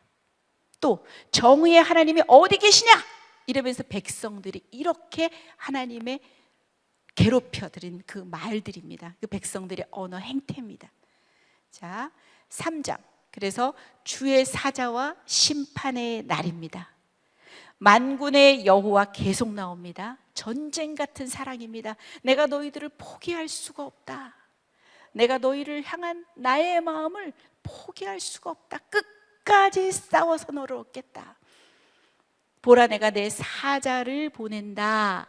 그가 내 앞에서 길을 준비한다. 누가 될 것 같아요? 세례 요한이 되는 겁니다. 세례 요한이에요. 그 다음에 또 너희가 구하는 바 주가 갑자기 그의 성전에 임하시리니 곧 너희가 사모하는 바 언약의 사자가 임하실 것이라. 누구다? 그리스도가 되는 겁니다. 내 사자는 누가 된다? 세례 요한. 언약의 사자는 누가 된다? 그리스도. 이렇게 되는 겁니다. 그래서 자, 3장에 이제 11조와 헌물에 대한 책망이 나옵니다. 하나님께서 말합니다. 내게로 돌아와. 그러면 나도 너희에게 돌아갈 거야. 그러니까 백성들이 뭐라고 말하죠? 말해보세요. 우리가 어떻게 하여야 돌아가는데요? 하나님께서 이 말하는 그 돌아오란 얘기는 물리적인 거리가 아니라 네 삶을 좀 바꿨으면 좋겠다. 네 행위를 바꿨으면 좋겠다. 어떻게 돌아가는데요? 하나님이 또 말합니다. 사람이 어찌 하나님의 것을 도둑질하겠느냐? 백성들 뭐라고 말해요? 그럼요. 우리가 어떻게 주의 것을 도둑질하였나요? 이러면서 계속 말대꾸예요. 이 말대꾸 퍼레이드가 말락이에요. 그래서 자고로 하나님과 백성이 아닌가 완전 말라 비틀어지는 겁니다. 이제는 어찌 보면 소망이 없어 보이지만 그럼에도 우리에게는 소망이 있지요. 자, 이렇게 나옵니다. 말라기는 왜 11조를 강조했을까? 모든 예전에 목사님들이 대부분 강사님들 오시면 요거 이용해가지고 11조 얘기 많이 하셨어요. 그죠? 근데 그걸 얘기하는 건 아니에요. 너희들 11조 많이 하면 복 받는다. 뭐 이런 얘기 아니고요. 여기서도 온전한 11조에 대한 얘기가 나오는데 이 11조는요, 이스라엘 공동체를 건강하게 유지하는 데 필요했던 제도입니다. 물론 11조는 하나님께 대한 감사입니다. 하나님께 내 전부를 드리는 거지만 그 하나를 하나님께서 그 전체라고 인정을 해주시는 겁니다. 근데 여기서 11조 공동체를 건강하게 유지하는 데 필요했던 제도입니다. 여러분 조기 축구를 나가도 돈 내요 안 내요? 내죠. 뭐라도 얻어 먹으려면 돈 필요하잖아요. 그죠? 다 모든 동호회에 돈 들어갑니다. 회비 들어가죠. 자, 제사장 지파인 레위인을 생활비라고 얘기를 했죠. 그죠? 이 사람들이 하는 일은 성전에서 봉사하는 일이에요. 율법을 연구하는 일이에요. 이 사람들에게 돈이 안 갔다는 얘기는 레위인의 성전 봉사를 지원하는 일에 소홀히 했다는 얘기입니다. 맞죠? 두 번째, 절기 때마다 올라가는 날이 있었으니 세 번의 절기가 있죠. 뭐가 있을까요? 우리가 출애굽기에서 레위기에서 배웠는데 뭐 있었죠? 처음에 패스오버 6월절, 그 다음에 또 무슨 절기 있을까요? 초막절도 있고 맥추절, 이렇게 세 번의 절기에는 성전에 올라가는데 그 경비가 있어요. 거기 가서 예배도 드리고 그 다음에 말씀도 배우고 그 다음에 언약의 백성끼리 성도의 교제도 하는데 그런 경비조차도 없습니다. 이건 내지 않았다는 겁니다. 그 다음에 구제비도 얘기를 합니다. 자, 과부나 고아와 객을 위한 구제가 있어야 되는데 구제가 없고 공동체의 일체감이 깨어지고 개인적이고 이기적인 삶을 살았다는 의미를 얘기하는 겁니다. 그 이야기는 언제를 생각하게 되냐면 여러분 느헤미야 13장에 제가 페르시아 갔다가 느헤미야가 돌아온 이야기 있었죠. 그러고 났더니 엉망이 되어서 레위인들 다 생업 찾아서 도망갔다 얘기 나오고 하죠. 자, 그런 얘기들과 잘 연관을 해서 생각을 하시면 됩니다. 그죠? 이렇게 되는 겁니다. 자, 말라가는 하나님과 이스라엘의 관계 또 나옵니다. 너희가 완악한 말로 내를 대적했다. 여러분 말해보세요. 시작. 그렇죠. 우리 늘 이러고 있어요. 그죠? 자, 그래서 백성들의 언어는 뭐냐면 야, 하나님 섬기는 것이 헛되다. 그 명령을 지키며 슬프게 행하는 것이 우리에게 무엇이 유익하냐? 아무 변화도 없잖아. 이거 뭐 아무것도 아닌데? 이러면서 이런 말들을 하는 거야. 이 백성들의 언어가. 지금 우리는 교만한 자가 복된다. 악을 행하는 자가 번성한다. 하나님을 시험하는 자가 화를 면한다 하면서 이 백성들의 언어가 바로 이랬다는 겁니다. 자, 그래서 여호와께서 정하신 날입니다. 자, 보라, 같이 한번 크게 읽어보세요. 시작.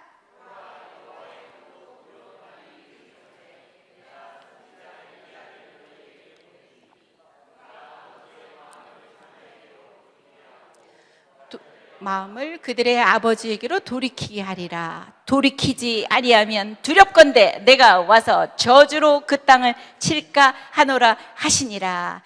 그러고 나서 약 400년간의 침묵이 흐릅니다. 여기서 선지자 엘리야는 누가 될까요? 이게 세례 요한을 얘기하는 거예요.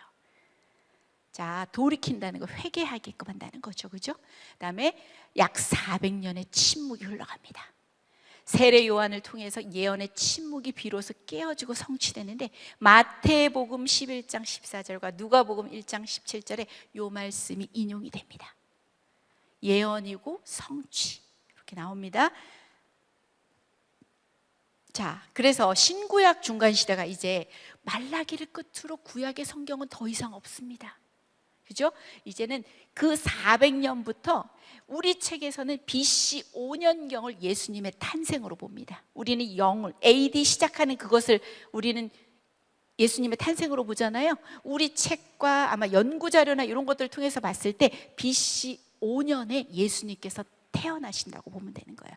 그래서 요 사이를 뭐라고 한다? 신약과 구약의 중간 시대라고 하는 겁니다. 자, 여기에 대한 이야기는 다니엘의 예언에 많이 나와 있습니다. 자, 그 다음 바벨론을 넘어서 어느 나라가 들어온다? 페르시아. 페르시아 남아서 누구가 들어온다? 헬라.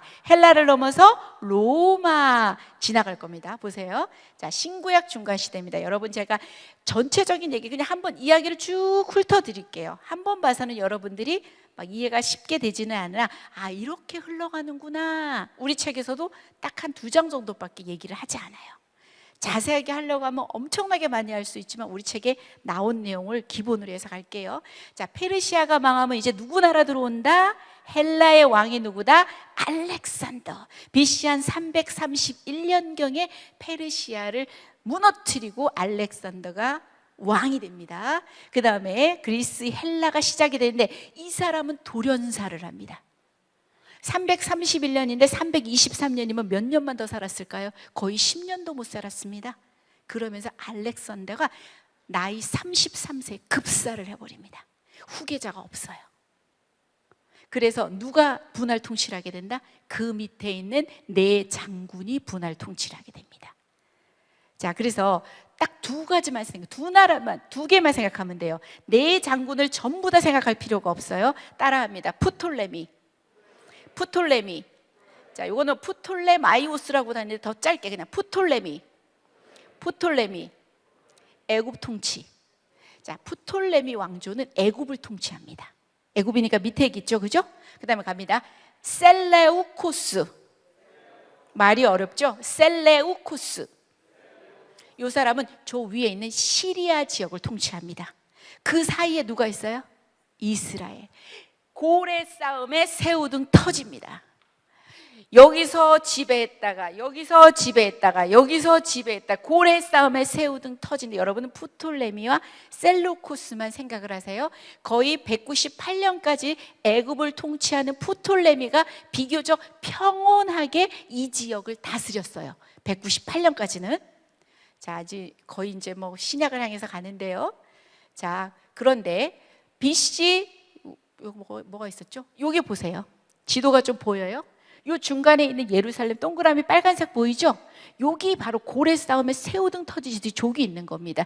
요 밑에 있는 데가 이집트 보이죠? 여기가 바로 프톨레미, 애굽을 통치한 거고, 저 위에 있는 큰 쪽에 시리아 보이죠? 시리아, 셀레우쿠스. 그래가지고 시리아를 통치해서 요 2 왕조를 생각하면 되고, 이스라엘은 그 속에서 늘 그냥 고래 싸움에 새우등 터지지 여기서 쥐어 터지고 저기서 터지고 여기서 터지고 이런 식입니다. 이렇게 된 겁니다. 그래서 BC 이제 198년에 팔레스타인이 이제 드시어, 아까는 프톨레미한테 있을 때는 비교적 평안했다 그랬잖아요. 이제 셀루코스가 이제 얘네 유명한 사람이 있습니다. 이 사람은 한번 그래도 기억해 두시는 게 좋습니다. 안티오쿠스 에피파네스 4세입니다. 안티오쿠스 외우면 돼요. 안티오쿠스 에피파네스 4세. 말이 좀 어렵긴 하죠. 한번 읽어보세요. 시작. 안티오쿠스 에피파네스 4세.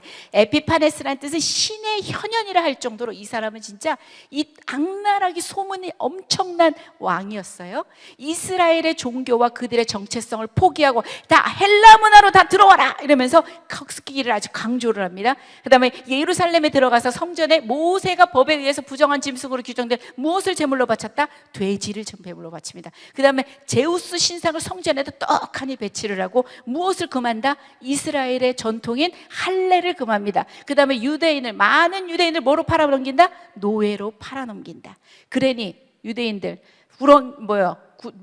뭐죠? 군뱅이도 밟으면 꿈틀하죠? 자, 그때 일어난 게 뭐냐면 마카비 반란입니다. 또는 마카비 혁명이라고도 하는데요. 우리 책에서는 마카비 반란이라고 나와요. 자, 마카비 반란입니다.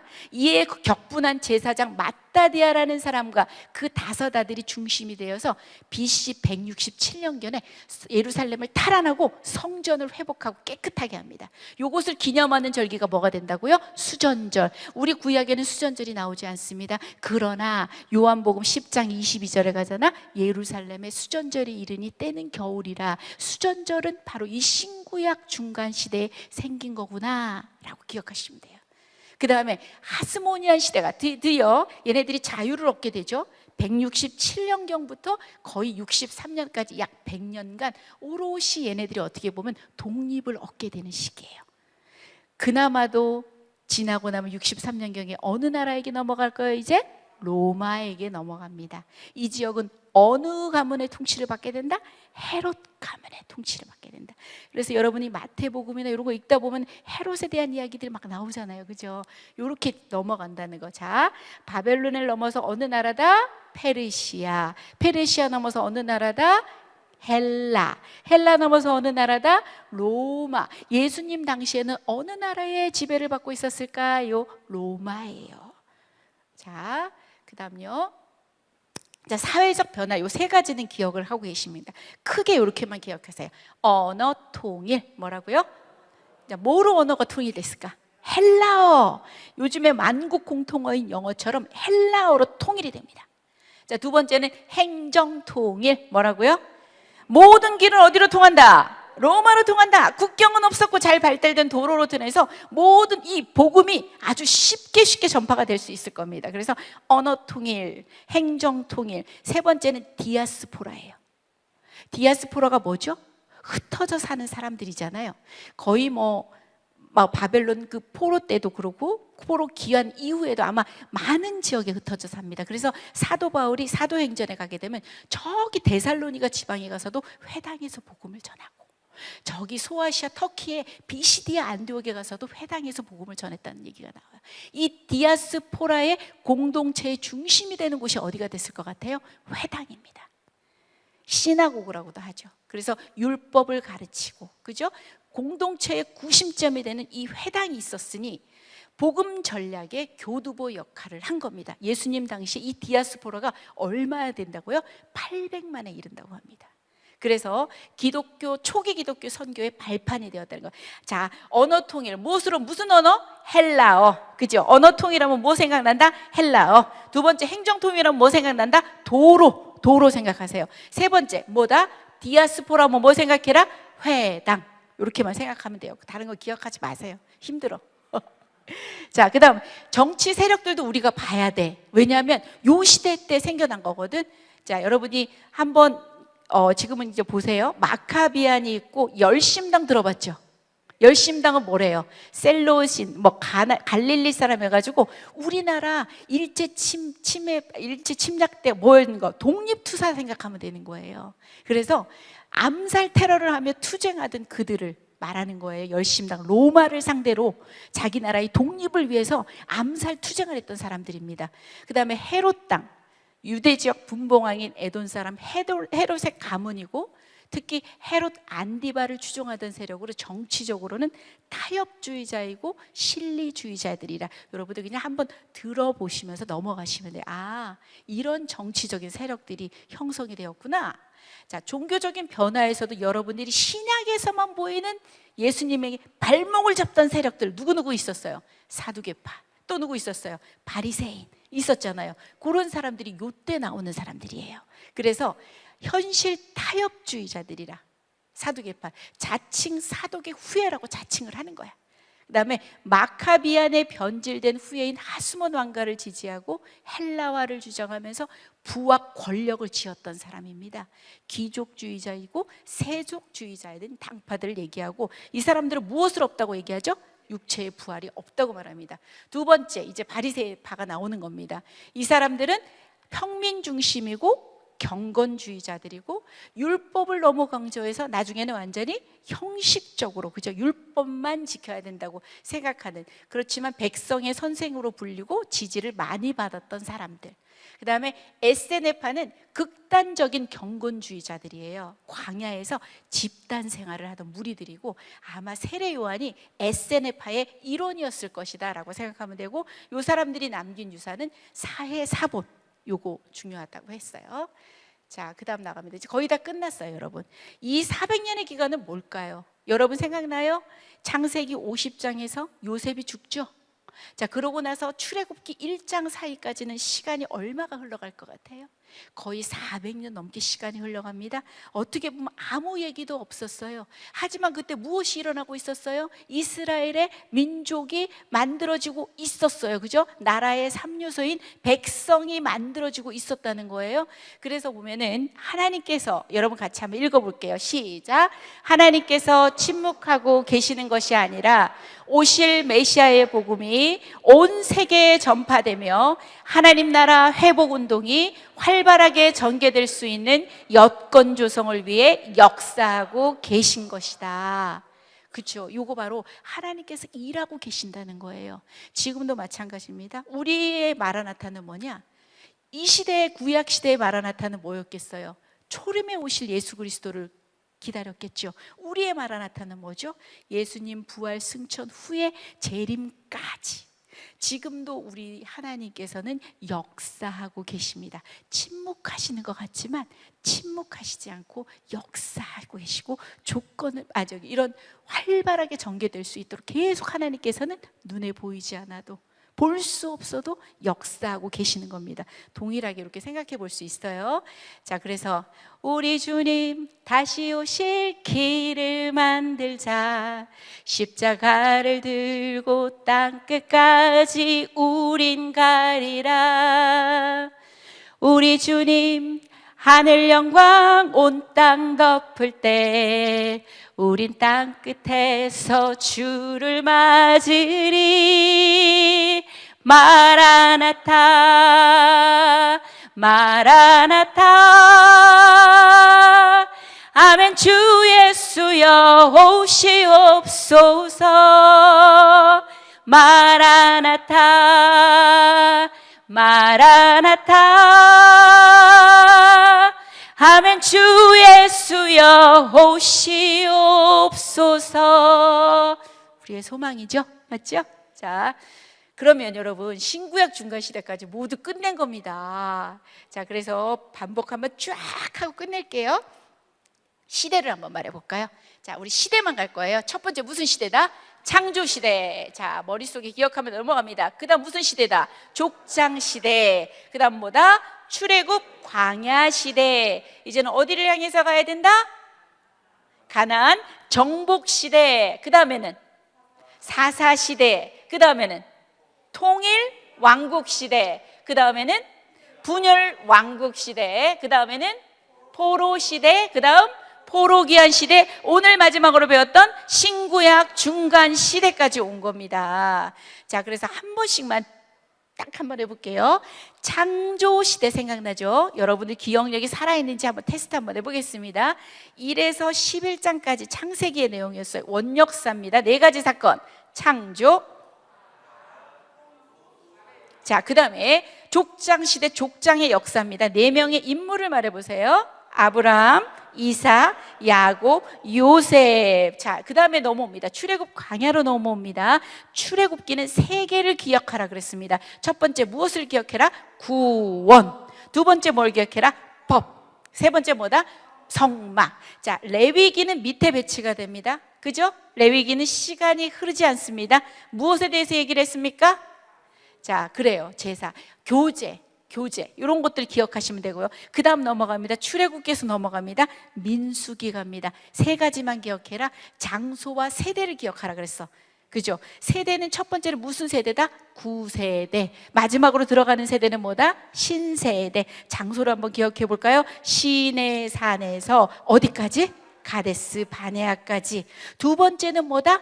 광야에서 빙빙빙빙빙빙빙빙빙 배회하면서 전환기를 맞는다. 세 번째는 이제 여기서 또 다시 출발해서 가데스 바네아에서 어디까지? 모압 평지까지. 자, 여기 들어온 애들 누구다? 신세대. 시간이 흐르지 않는 밑에는 뭐다? 신명기. 제 2세대들, 신세대들에게 하나님의 약속을 신신당부한 이야기다. 그 다음에 이제 가나안 정복 시대로 넘어갑니다. 누가 지도자가 됩니까? 여호수아. 세 개만 생각하라. 처음에 무엇을? 땅을 정복. 그 다음에 땅을 분배. 세 번째는 뭐다? 유언적인 권면이다. 그 다음에 그럼에도 불구하고 사사 시대가 와서 사사기가 들어온다. 자, 사사시대의 시대 배경을 설명할 겁니다. 그냥 한번 여러분 쭉 한번 들어보세요.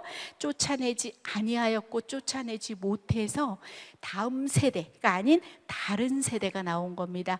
3에서 16장까지는 거듭 되풀이 되는 반역에 대해서 설명을 합니다. 첫 번째, 죄를 짓습니다. 그러면 어떤 마음일까요? 고통스럽습니다. 하나님께 어떻게 할까요? 간구를 합니다. 그랬더니 하나님께서 사사를 보내서 뭘 한다? 구원을 주십니다. 다시 돌아갑니다. 죄 짓습니다. 다시 간구합니다. 고통받고 간구하고 구원받고 또 다시 돌아갑니다. 요렇게 되고 17장부터 21장까지는 무슨 예언을 했다? 총체적으로 난맥이다. 그럼에도 불구하고 밑에 시간이 흐르지 않는 룻기에서는 다윗의 증조 할머니인 누가? 룻과 보아스가 나오는 겁니다. 다윗을 불러냅니다. 그러면서 사사시대 넘어서 어디로 들어가야 될까요? 이제 통일왕국 시대로 들어갑니다. 첫 번째, 그래서 걸출한 제사장 누구를 준비하셨습니까? 하나님이 사무엘을 준비하셨습니다. 그래서 사무엘상의 3명만 생각해라. 누구다? 사무엘, 사울, 다윗. 아직 다윗은 훈련자다. 사무엘 하를 넘어갑니다. 온통 다윗에 대한 이야기입니다. 1에서 12장까지 다윗의 무슨 시대다? 전성시대, 승승장구. 13장부터는 뭐가 된다? 순환시대가 된다. 그 밑에 이제 세트로 알아야 될 게 누구다? 역대상이 들어옵니다. 시간은 포로 귀환 이후에 지어진 책인데 역대상에서는 정체성에 대한 이야기가 나오기 때문에 뭐가 나온다? 족보가 나온다. 그 다음에 다윗의 예루살렘 정권이 나온다. 그 다음에 이제 넘어갑니다. 통일왕국에서 이제는 마지막에 어디로 넘어가죠? 열왕기 상에서는 앞부분에 다윗이 사무엘 하에서 11장을 못 넘겼어. 솔로몬도 열왕기 상에서 11장을 못 넘기죠. 그래서 여기까지 뭐가 된다? 솔로몬의 이야기가 11장까지가 되는 거야. 그러고 나고 역대하에서도 9장까지의 이야기가 솔로몬이 되는 거고, 그 다음에 열왕기 상에서 12장부터 이제 드디어 뭐가 된다? 931년 무엇이 된다? 왕국이 분열된다.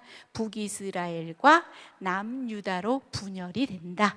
자, 잘 따라오고 있습니까? 헷갈리고 뭐 정신없고 막 그러죠? 자, 한번 보세요. 막 정신없고 막 그러죠? 우리는 그래서 유다 왕들 20명을 외웠고요. 자, 북이스라엘의 선지자 3명이 누가 있다 그랬어요? 요나, 아모스, 호세아가 있어요. 저기 보면은 열왕기하 밑에 파란색 글씨 보이잖아요. 북이스라엘의 선지자 누구만 있었다?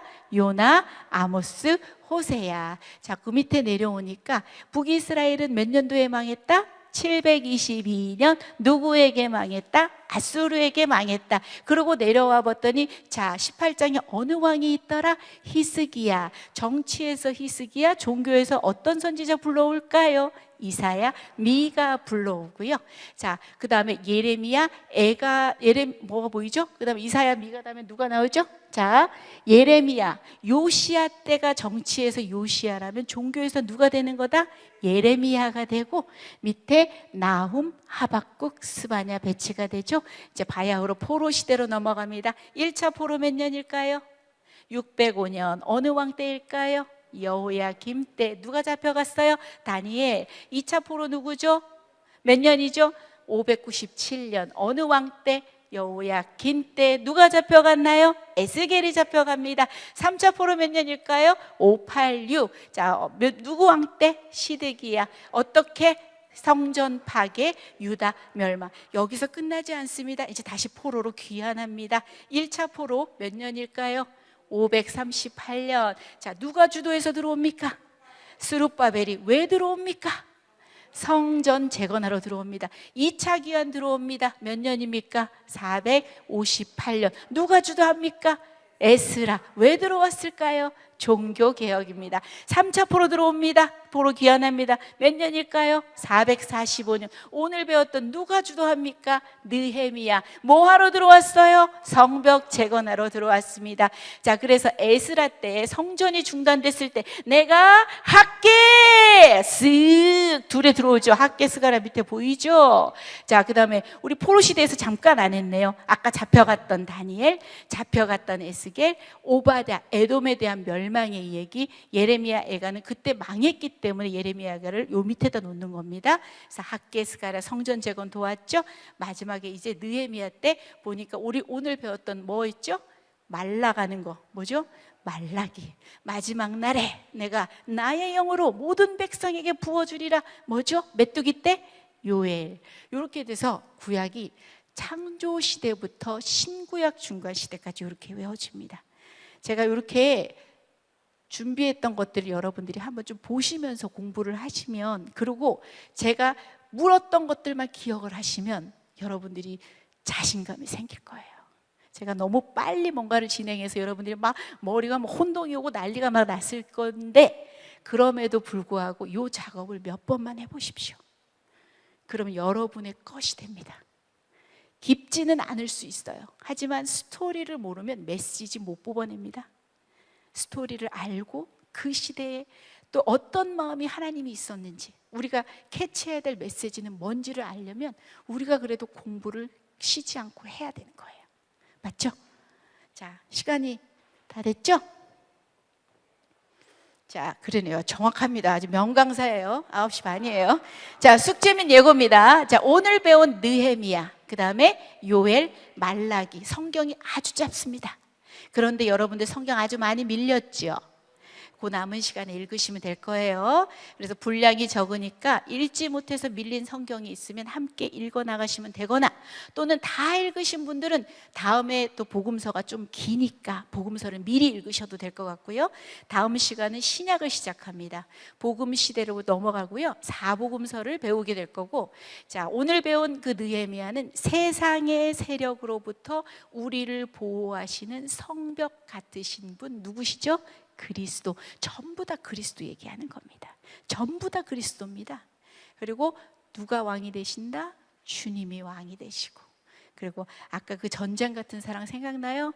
내 거친 생각과 불안한 눈빛과 그걸 지켜보는 너, 그건 아마도 전쟁 같은 사랑. 나 위험하니까 사랑하니까 너에게서 떠나는 거야. 그러나 하나님은 떠나지 않아. 전쟁 같은 사랑입니다. 자, 마치겠습니다.